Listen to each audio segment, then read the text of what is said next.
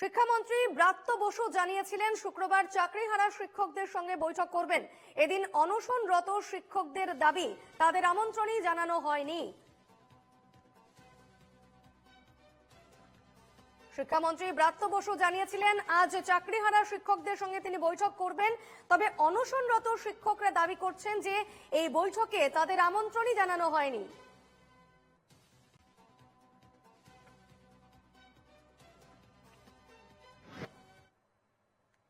বসু মাননীয় শিক্ষামন্ত্রীকে জিজ্ঞেস করুন আমরা এই আমাদেরকে উনি আমন্ত্রণ জানিয়েছেন, এগুলো মিথ্যে কথা। কারণ প্রাপ্ত বসু তথা মাননীয় মুখ্যমন্ত্রী সত্যের মুখোমুখি হতে ভয় পায়। আর যদি এই কথা মিথ্যা হয় তাহলে তাদেরকে বলুন আগামীকাল মিটিং এ আমাদের ডাক, তারা যেন আমাদের বক্তব্য শুনে আসল না আমাদের অনশন মঞ্চে এখানেই আলোচনা হোক। আমরা যথাযথ সম্মানের সহিত আমাদের রাজ্যের শিক্ষামন্ত্রীর সাথে আমরা আলোচনা করব। সুবিচারের আশায় লাগাতার আন্দোলনের প্রস্তুতি নিচ্ছেন চাকরিহারা শিক্ষকরা।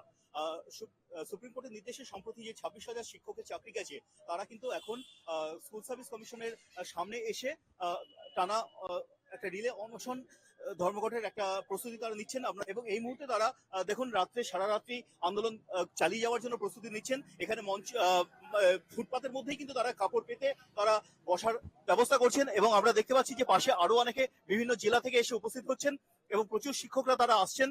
তাদের বক্তব্য যে তারা এখানে তাদের এই আন্দোলনকে কন্টিনিউ করবেন এবং যতক্ষণ না পর্যন্ত তাদের কোনো সুবিচার হচ্ছে, তাদের চাকরি সুরাহা হচ্ছে, তারা কিন্তু ততক্ষণ এই আন্দোলন থেকে তারা সরে আসবেন না। এবং পাশাপাশি আমরা দেখতে পাচ্ছি যে এই চাকরিহারা শিক্ষকদের পাশাপাশি যে সমস্ত কর্মরত শিক্ষক আছেন তাদেরও কিন্তু কয়েকজন এসে তাদের পাশে এসে দাঁড়িয়েছেন। আমরা তেমনই একজনের সাথে কথা বলবো। সিবিআই তদন্ত যেটা সুপ্রিম কোর্ট বলেছে যে অযোগ্যদের মাইনে ফেরত দিতে হবে, মানে সিবিআই তদন্ত থেকে যেটা উঠে এসছে সেই মিরর কপি পুরো ওএমআর শিট সেটা এখানে দেয়া আছে। ওএমআর শিট পুড়িয়ে ফেলেছে, 1 বছরের যেটা 3 বছর থাকার কথা এটা দিচ্ছে না। আজকে ধরুন এর আগে যে চেয়ারম্যান ছিল সে তো জেল খাচ্ছে, সে তো জেলে গেছে, সে অ্যারেস্ট হয়েছে। মুখ্যমন্ত্রী শিক্ষামন্ত্রী তো এই কারণে হয়নি। তাহলে আজকে যে চেয়ারম্যান আছে সে তার কাছে জিনিসটা আছে, সে কোর্টে প্রডিউস করছে না, তাহলে তারই তো দায় পড়ে যাবে। তখন তো মুখ্যমন্ত্রী দায় দিতে পারবেন না, অ্যারেস্ট হলে তো তিনি হবেন, তিনি এটা বুঝুন। শিক্ষকরা কিন্তু পাশে এসে দাঁড়াচ্ছেন এবং তারাও চাইছেন যে এই সমস্যার একটা স্থায়ী সমাধান হোক।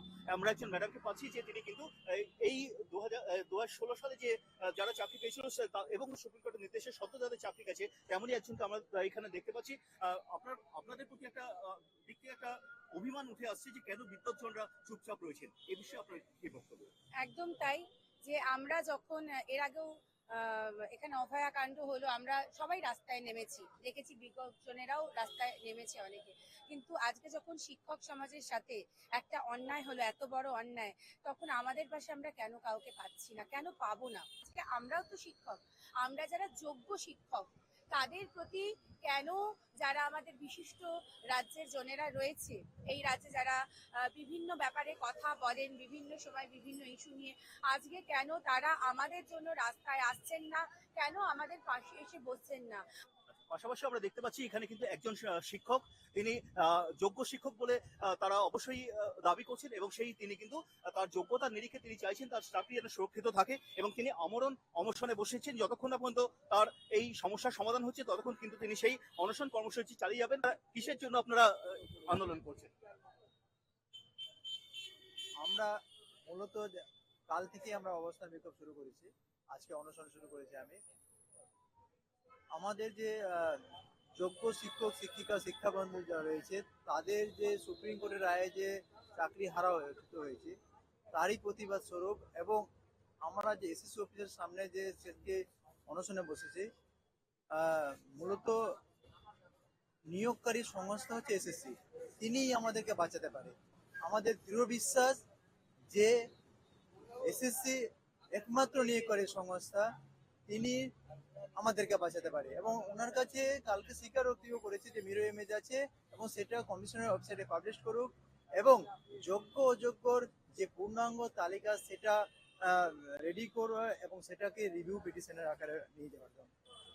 দেখতেই পাচ্ছেন যে যতক্ষণ না পর্যন্ত সমস্যার স্থায়ী সমাধান হচ্ছে ততক্ষণ পর্যন্ত কিন্তু এই শিক্ষকরা তাদের এই আন্দোলন কর্মসূচি চালিয়ে যাবেন, এমনটাই তারা জানাচ্ছেন। শান্তনু বন্দ্যোপাধ্যায়, NKTV।